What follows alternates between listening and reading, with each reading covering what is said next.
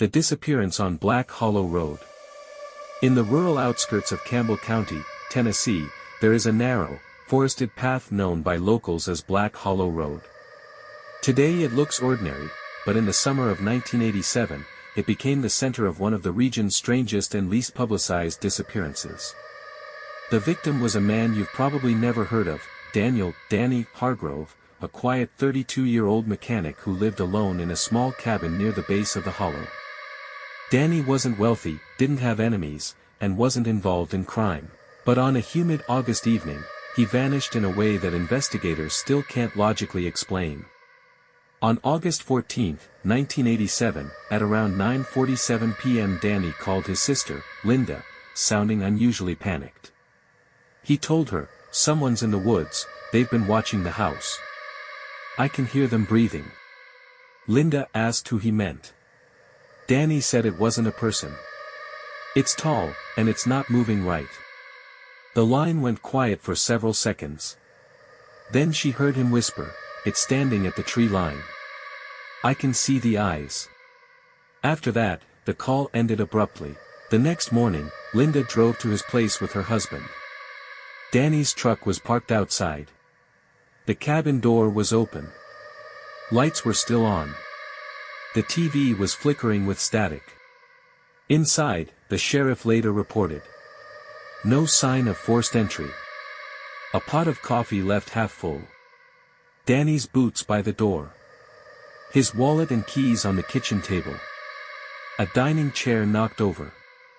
On the floor near the back door, officers found long, muddy footprints. But they weren't made by shoes, they were barefoot, extremely large, and spaced far apart. The sheriff described them as wrong, but never clarified further. Search teams combed the woods behind the cabin. About 150 meters in, they found more tracks. Deep impressions in the soil, as if something heavy had been dragged or carried.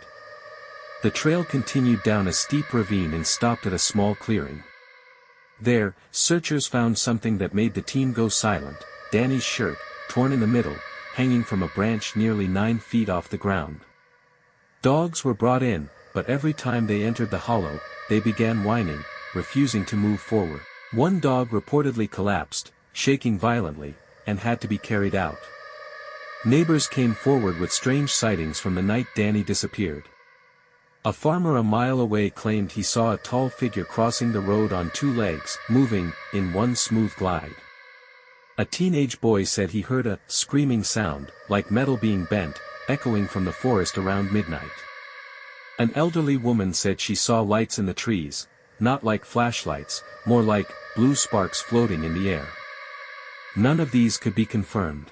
What most people don't know is that deputies later discovered Danny had installed a small cassette recorder on his porch to capture sounds that had been bothering him at night. The tape was found in the recorder. There were 12 minutes of audio.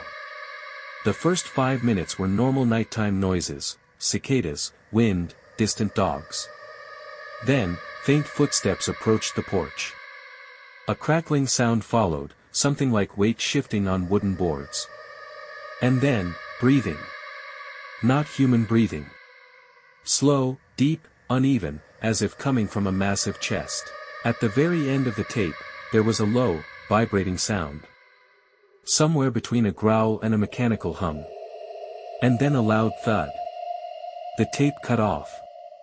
The sheriff's office has never released the audio publicly. Danny Hargrove was never found. The county listed the case as missing person, presumed dead. But locals still talk about what happened on Black Hollow Road. Some say he encountered a wild animal unknown to the area. Others believe it was a person, someone living illegally in the woods. A few, especially old-timers, whisper about the hollow thing, a local legend going back 70 years. A tall, silent figure said to move without sound, seen only on stormy nights. Every year on August 14th, people who live nearby swear they hear it again. That low, vibrating hum coming from the forest. And anyone who moves into Danny's cabin never stays more than a month. No one has lived there since 2004.